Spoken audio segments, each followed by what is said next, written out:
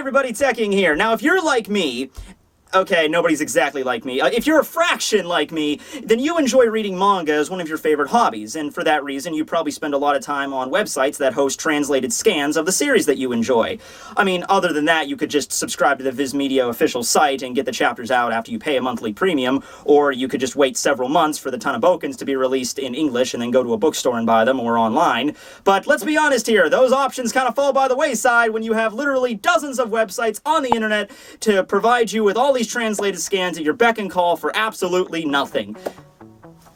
Alright, yeah, so every so often the legality of this kind of stuff gets brought into question, whether or not it's completely legal under fair use to just post all these manga on the internet, and let's be honest here, we all do it. I do. My personal favorites are Manga Stream, Kiss Manga, Manga Panda, but I'm not really here to talk about the legality of it. I'm here to talk about another issue that is a big part of the way that we receive manga in this country anyway, the United States, how hosting sites work, and I think we just don't give them enough credit. Okay, so let me start off by saying that whenever you read a manga chapter on any sort of hosting site, there's most likely one page in that chapter that you never pay attention to. It might vary depending on the streaming site itself, the particular series you're reading, and it could even appear at the beginning of the end of the chapter, but trust me, there's one particular page that's always there.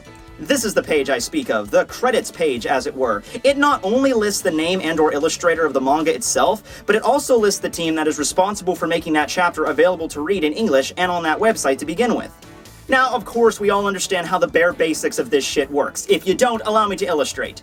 Manga comes from Japan, and that's written in Japanese, but a lot of people like me can't read Japanese, so in order for me to enjoy Bleach greatness or One Piece awesomeness, I need translators to bring stuff over from Japan over to this amazing country, posted on websites in my dirt simple language that I can understand. However, I feel like this process is something that we feel like we're granted or just entitled to. You know, I'm sure that a lot of us, whenever we read the chapters and scanlations, we're not sitting there thinking, oh wow, man, this chapter of Black Butler's like 40 pages long. The people that had to translate this probably took them several days. We're not thinking about that crap. We're just like, when's the new chapter? When's the new chapter? When's the new chapter? That's all we really care about. And I'm not saying that's a bad thing. There's so many manga out there in the world, we can't give that much credit to everybody all the time, like sitting around at a dinner table saying "Itadakimasu" whenever, you know, we receive food. Like, oh, thank you, great manga translators. I just feel like a little bit more credit is due for these people because this is really kind of more intricate than you really think. And this isn't only talking about translating, this is also redrawing and cleaning up the chapter to make it just look aesthetically pleasing to read. So I'm going to try to break down this process step by step, and keep in mind, I'm not intimately involved in this industry in any way, so I'm probably going to make some errors at some point, but here's the basic process as I see it.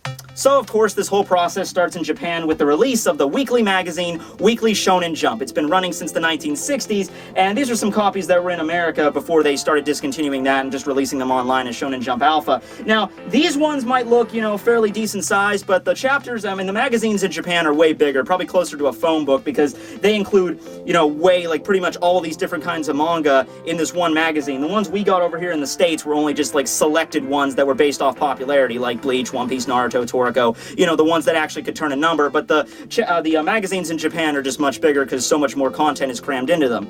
So the magazine is released for public sale in Japan, which of course means that somebody in Japan has to actually buy the magazine before this process could even get off the ground. Not saying that's a huge issue, but do you have a lot of connections in Japan? I don't.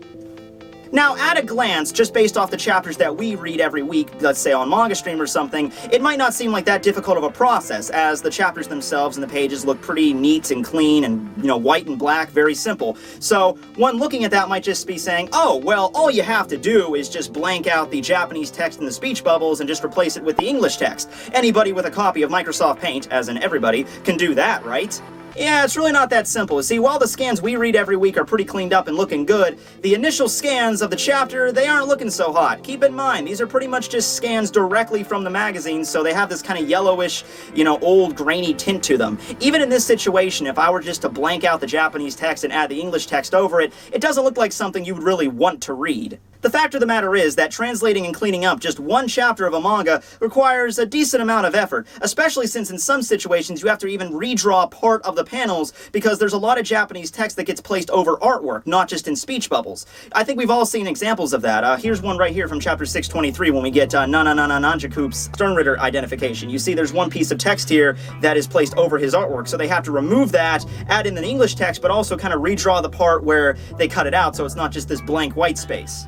Now, for Bleach itself, this really isn't a big issue, because Kubo's art style is simplistic enough that you can redraw it without much difficulty. But if you get into a series that has a lot more intricate artwork and shit like that, I mean, I give crap to Fairy Tail, but you have to give Fairy Tail some credit. Artwork is really good. If there's Japanese text over that kind of artwork, it's going to take a little bit more, know-how about drawing. And you've seen my extent of drawing skills here, so yeah, it's best to let a professional handle this crap. Not only that, but you also have to factor in the different art styles that each mangaka does. Some have more text over the art than others, some have a different way of handling internal dialogue and certain elements for the plot. For example, whenever Kubo uses scenes that he's already featured in a series as like a flashback segment, he always makes them a little bit darker and he adds lines through them. And that can be kind of difficult when you just don't have those scenes on standby. You have to, redraw everything to add in the English text. This would obviously make it harder to translate, and sometimes I'm not even sure how this process works. And keep in mind, I'm pretty good at using Photoshop myself for basic needs, and there's some things in chapters I read that I wonder how the hell did they redraw that in the right way to make the English text there, and they're not like big gaps in where the Japanese text used to be. Deserves some serious credit. Just imagining even one particular team of people cleaning up, redrawing, translating an entire 18-page chapter of Bleach every single week consistently, yeah, does not seem like easy work, especially when you consider the fact they gotta be prompt when they release these chapters, because if, Thursday rolls around and the chapter's not up when it usually is, maybe it's only a couple hours late, yeah, I've heard and seen people rage over that shit pretty damn badly. Oh, come on, it's 10 o'clock in the morning on a Thursday. Where the fuck is my One Piece chapter manga stream?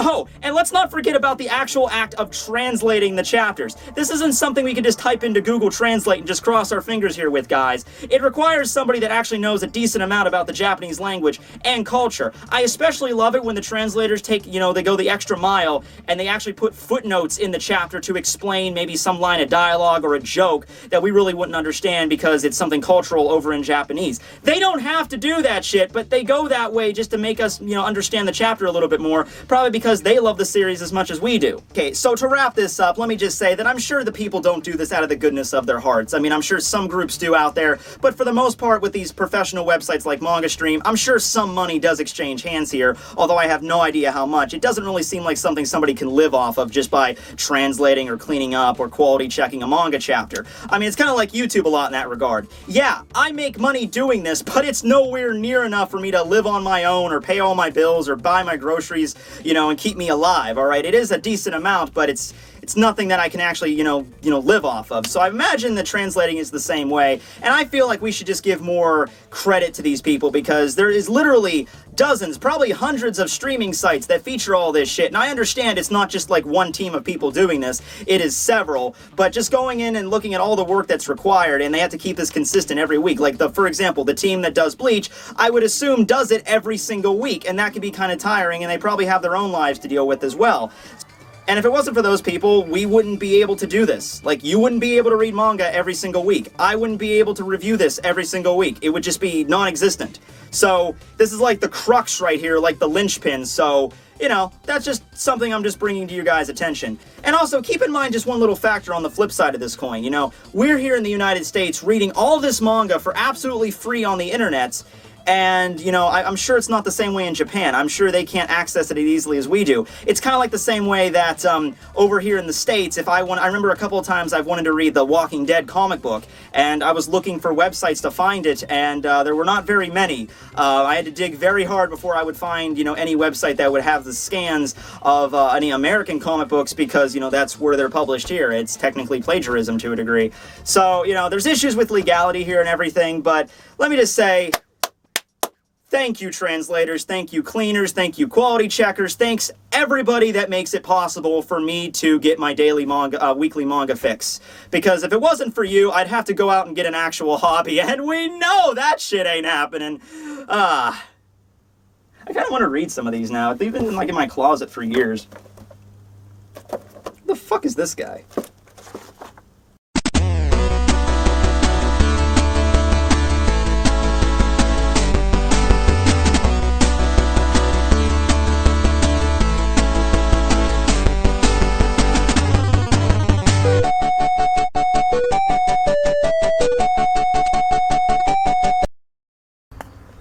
For the person that's inevitably going to ask, did you really just throw your cell phone against your fucking chimney, bro?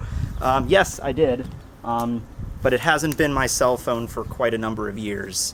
Although, check that shit out. That was a good throw. That was a good throw. Now, I unfortunately only have one other spare cell phone to just throw around. This one stopped working altogether. The other one still turns on. This one was completely broken before I even threw it. But it's a good thing I got that. I got that on the first take. Pretty good job, pretty good job. I think I have plastic in my skin, so I'm gonna go and pick that out now. Okay, see ya.